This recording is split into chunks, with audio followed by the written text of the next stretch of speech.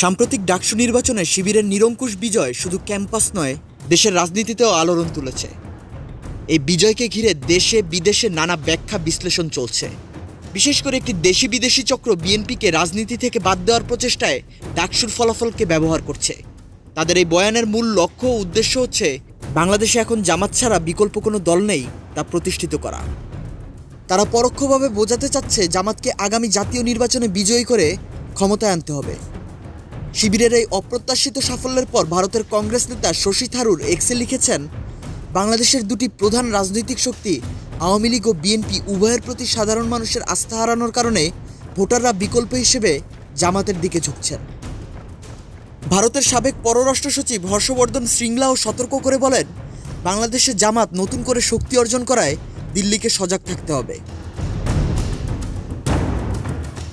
শশী থারুর এই প্রতিক্রিয়ার দুটি দিক রয়েছে। প্রথমত, দুর্নীতি বিষয়ে আওয়ামী লীগের সাথে বিএনপিকে এক সারিতে মিলিয়ে দেখা। দ্বিতীয়ত, জামাতকে নিষ্কলুষ ও পরিশুদ্ধ দল হিসেবে উপস্থাপন করা। অস্বীকার করার উপায় নেই, প্রায় 2 যুগ আগে বিএনপির নেতৃত্বাধীন 4 দলীয় জোট সরকারের সময় দুর্নীতি হয়েছিল। তবে তা গত 1.5 দশক ধরে ফ্যাসিস্ট শেখ হাসিনার আওয়ামী লীগের নেতৃত্বাধীন 14 দলীয় জোট সরকারের তুলনায় সামান্য। 1.5 দশকে $234 বিলিয়ন দেশ থেকে লুটপাট করে বিদেশে পাচার করা হয়েছে। 4 দলীয় জোট সরকারে তো শুধু বিএনপি ছিল না, জামাতও ছিল। দুর্নীতির সেই বদনাম তো জামাতেরও প্রাপ্য। অথচ তিনি এই তথ্য উল্লেখ না করে জামাতকে নিষ্পাপ দল হিসেবে উপস্থাপন করেছেন। প্রায় 1.5 যুগ ধরে বিএনপি ক্ষমতার বাইরে। দুর্নীতি করার সুযোগ তো দূরের কথা, নেতাকর্মীরা টিকে থাকার লড়াইয়ে ছিলেন। খুন, গুম, হামলা, মামলা সবকিছু সামলাতে হয়েছে। গণ অভ্যুত্থানের পর কিছু নেতাকর্মীর বিরুদ্ধে চাঁদাবাজি ও দখলবাজির অভিযোগ উঠেছিল। তবে সেসবের বিরুদ্ধে কঠোর ব্যবস্থা নিয়েছে বিএনপি।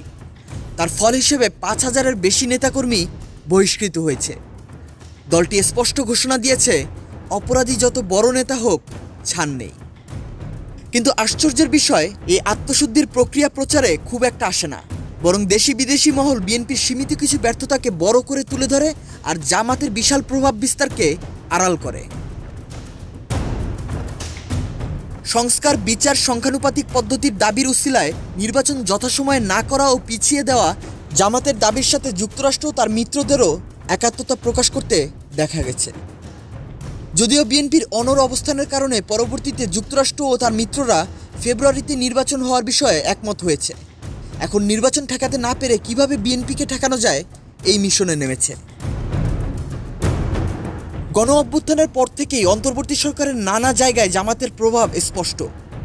দলটির আমির প্রকাশ্যে বলেছিলেন, এই সরকারের উপর আমাদের অনেক প্রভাব আছে।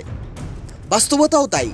বিশ্ববিদ্যালয়গুলোর ভিসি থেকে শুরু করে মাঠ প্রশাসন, শিক্ষা মন্ত্রণালয়, স্বাস্থ্য খাত, অধিকাংশ জায়গায় জামাত সমর্থকদের নিয়োগ দেওয়া হয়েছে।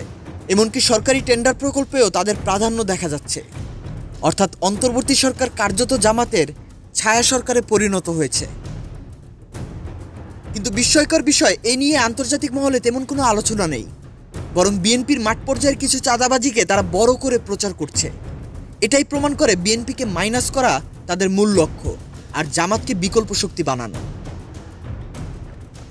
যুক্তরাষ্ট্র তার মিত্ররা বহুদিন ধরে বাংলাদেশে উগ্রবাদ নিয়ে কথা বললেও জামাতকে কখনোই সেই তকমা দেয়নি, বরং তাদের মডারেট ইসলামী দল হিসেবে উপস্থাপন করেছে। সম্প্রতি ইউরোপ সফরেও জামাত নেতাদের এমন স্বীকৃতি দেওয়া হয়েছে। এর পেছনের রহস্য খুব একটা গোপন নয়। ডাকসুতে শিবিরের জয়কে কেন্দ্র করে স্পষ্ট হয়েছে দেশি বিদেশি শক্তির লক্ষ্য। তারা চায় বিএনপিকে মাইনাস করে জামাতকে বিকল্প শক্তি বানানো। বিএনপির আত্মশুদ্ধি ও সংগ্রাম আড়াল করে জামাতকে পরিশুদ্ধ রূপে তুলে ধরা হচ্ছে। বাস্তবে অন্তর্বর্তী সরকার জামাতের ছায়া সরকারে পরিণত হলেও আন্তর্জাতিক মহল নীরব। সবকিছুই প্রমাণ করে পরিকল্পিতভাবে বিএনপিকে ঠেকিয়ে জামাতকে সামনে আনার চেষ্টা চলছে। Hello Bangla news desk.